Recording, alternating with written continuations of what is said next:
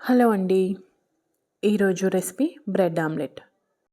రెగ్యులర్‌గా చేసుకునే విధంగా కాకుండా ఈ విధంగా ట్రై చేసి చూడండి. చాలా బావుంటుంది. దీనికోసం ఫస్ట్ మనం బ్రెడ్‌ని 2 సైడ్స్ బటర్‌తో రోస్ట్ చేసుకోవాలండి.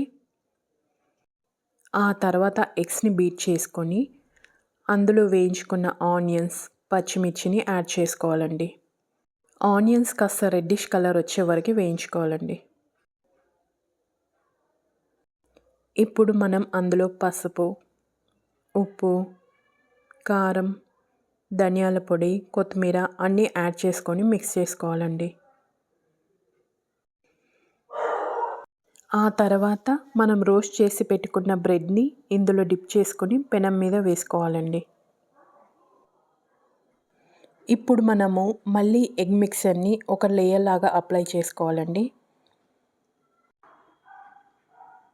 ఆయిల్ వేసుకుంటూ 2 సైడ్స్ కాల్చుకోవాలండి. ఈ విధంగానే అన్నీ ప్రిపేర్ చేసుకోవాలి.